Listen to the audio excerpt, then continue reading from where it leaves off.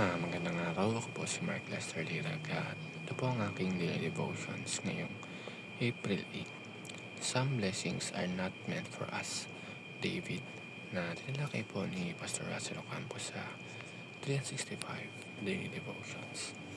At ang Bible verse ngayong araw ay galing sa 2 Samuel chapter 7 verse 12 to 16. Sabi po ay, when your days are fulfilled and you lie down with your fathers, you will raise up your offspring after you, who shall come from your body, and I will establish his kingdom.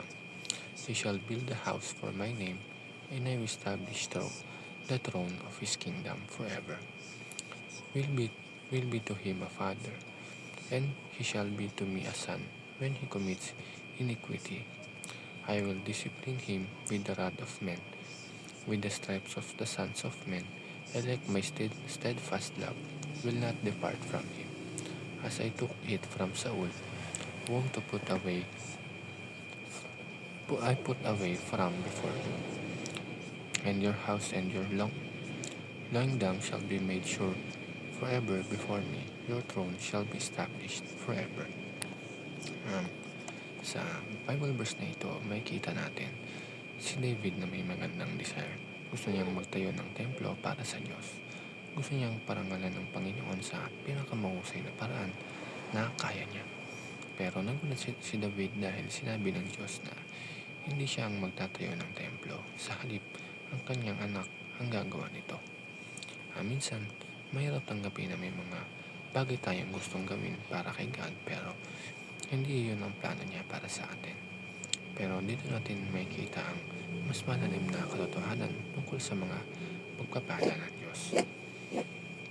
At ang first teaching is, many of God's blessings are meant for our children. Hindi lahat ng blessing ay mararanasan natin personally. May mga prayers tayo na ang sagot ay makikita pa sa susunod na generation. Si David ang naghanda, pero si Solomon ang nakinabang at nagtayo ng templo. Ibig sabihin, may mga ginagawa ang Diyos sa buhay natin ngayon na magiging blessings para sa iba sa future. Pangalawa, God made a covenant with David, the Davidic covenant.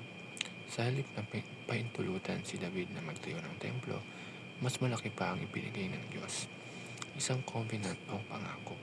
Nangako ang Diyos na ang linya ni David ay magpapatuloy at mumula rito ang isang hari na ang kaharian ay magtatagal magpakilanman.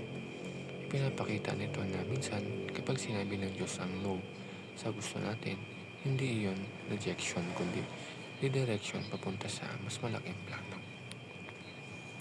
Ang last, we are citizens of the kingdom under King Jesus.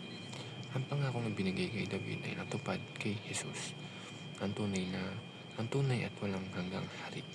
Dahil dito, hindi lang tayo followers, kundi citizens ng Kingdom of God. Ibig sabihin, ang buhay natin ay may mas mataas na purpose kaysa personal success. Nabubuhay tayo bilang bahagi ng kaharian ni Kristo, isang kahariang puno ng grace, justice, at pag-asa. Yun lamang po.